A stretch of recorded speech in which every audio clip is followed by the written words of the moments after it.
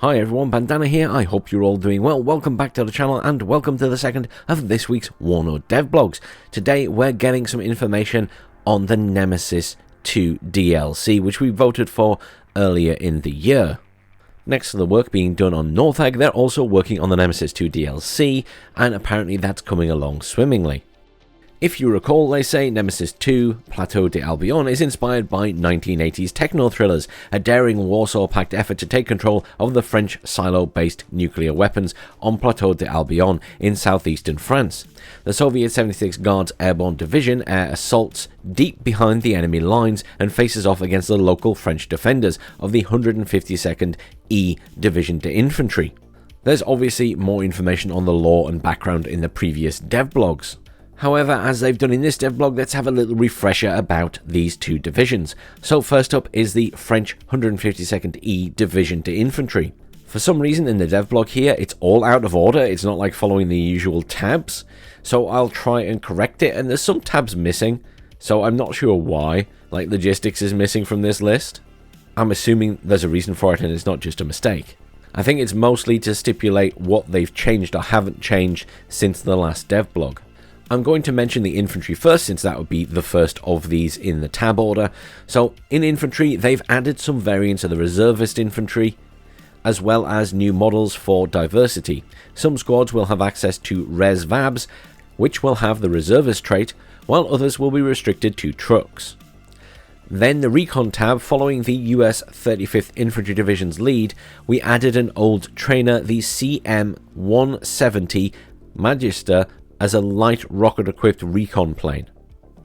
In the anti-air tab, as we found out, the French Bofors L-60 were truly of World War II vintage. Being one of the oldest of their kind, these anti-air guns are still in their ancient state, meaning the unit stats will be less than currently featured in the West German specimens of the same weapon. In other words, I think what Union's trying to say is they're not going to be very good. And then they skip over to the air tab, so this category has had the most changes compared to when we first pitched the Nemesis concept. It was our intention to introduce the new Alpha Jet E without gun pods and the CM-170 Magister trainer turned CAS plane, close air support, for anyone who doesn't understand. We did make this happen, with the former coming in HE and Napalm loadouts, and the latter with 2 times the AS-11 AGMs. However, further researching the 152nd E Division d'Infanterie made us realise that the main French Aéronavales Mediterranean base was only a 10-minute flight away from our nuclear silos. The French naval aviation had its own selection of planes. As a result, there will be Crusader fighters, no doubt the lightest armed fighter in WARNO, just 2 anti-air missiles and nose guns, but one of the cheapest. These older aircraft come with a veterancy, since the Aéronavals pilots have already had plenty of time since 1964 to hone their skills on these planes. And they will also be getting the Super Étendard, apparently that's how you pronounce it in French, strike aircraft, superior to the already featured Jaguar, and will come with the Rocket Cluster HE and AGM loadouts. Supplementing this force are the Mirage 3 fighters. These will be the only planes already featured with other French divisions, meaning the vast majority of the 152nd E Division d'Infanterie's air tab will be brand new. So a few changes to what were listed previously, but obviously some of the aircraft there are pretty nice. So what about the Warsaw Pact Soviet 76th Guards Airborne Division?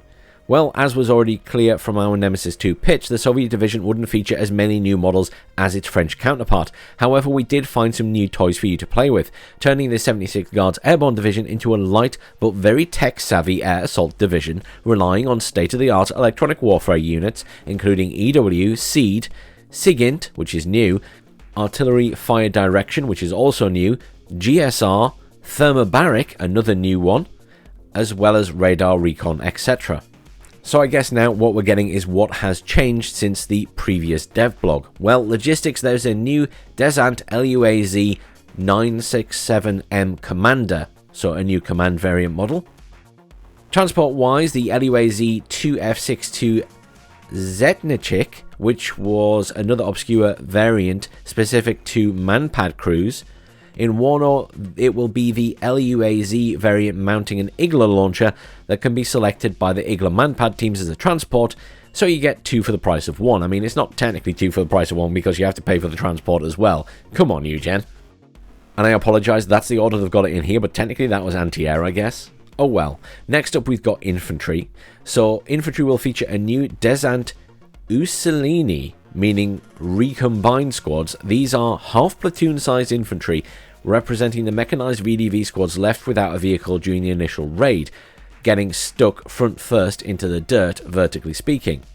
These combat soldiers on the ground have been regrouped into new squads. They are heavily armed 9-man squads, with the only transport option being a BTRD. They've then gone to recon, but I'm going to jump to the artillery bit, which is we added the LUAZ Korrektivishosh. Oh my god, that's a long word. Korrektirovshik. Is that anywhere near? Someone can let me know in the comments. This is a new type of artillery command unit featuring the new fire direction trait.